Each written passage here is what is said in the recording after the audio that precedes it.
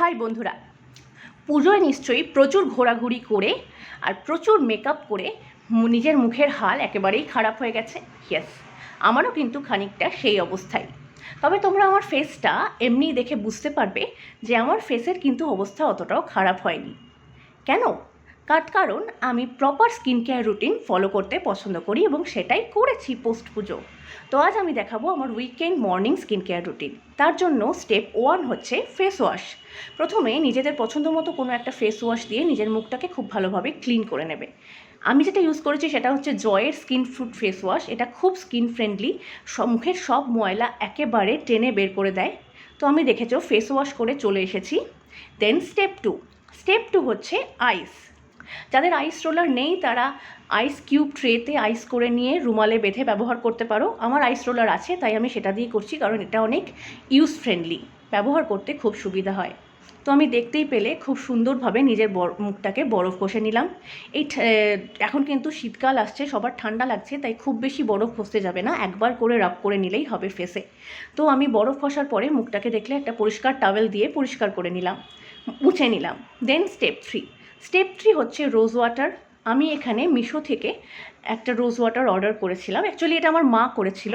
অতটাও renowned company না হলেও প্রোডাক্টটা কিন্তু বেশ ভালো। আর তোমরা ডাবর গুলাবরির রোজ ওয়াটার ইউজ করতে পারো। আর যারা টোনার ইউজ করো তারা রোজ ওয়াটারের বদলে টোনার ইউজ করবে। আমার আপাতত ঘরে টোনার নেই, তাই জন্য আমি রোজ ওয়াটার ইউজ করছি। তো দেখলে আমি হাতের তালুতে অল্প পরিমাণে নিয়ে আঙুলের সাহায্যে ড্যাব ড্যাব করে সারা মুখে লাগিয়ে তারপর 2 হাত দিয়ে খুব মাইল্ডলি মাসাজ করে নিলাম কয়েক সেকেন্ড। তো খুব ভালোভাবে রোজ ওয়াটারটাকে আমি মাসাজ করে নিলাম। কিন্তু এরপরেই পরের স্টেপে গেলে কিন্তু হবে না।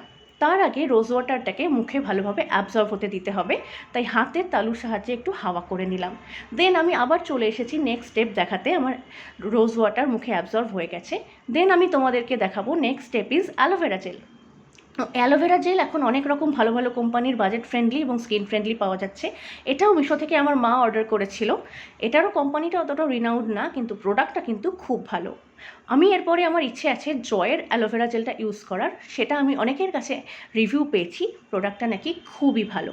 তো অ্যালোভেরা জেলটাকে মুখে খুব ভালোভাবে 4টে ফোঁটা চারদিকে লাগিয়ে, মানে 2 গালে, ফোরহেডে আর থুতনিতে লাগিয়ে খুব ভালোভাবে মাসাজ করে নিলাম। এরপরে আবার সঙ্গে সঙ্গে পরের স্টেপে বা লাস্ট স্টেপে গেলে কিন্তু হবে না। মুখে ভালোভাবে অ্যালোভেরা জেলটাকে অ্যাবজর্ব করার জন্য আমি খানিক সময় দিয়েছি। দেন আমি চলে এসেছি তোমাদের কাছে স্টেপ 5 দেখাতে। তো স্টেপ 5-এ কী করবে? ইউজ করবে যে কোনো ভালো ফেস সিরাম। এটা ছিল গোল্ড ফেস সিরাম। এই কোম্পানিটার নামও কিন্তু আমি খুব একটা জানি না, তবে এটা আমি পেয়েছিলাম শপসি থেকে, অর্ডার করেছিলাম একটা মেকআপ কিট, সেই মেকআপ কিটের সাথে ফ্রি হিসেবে।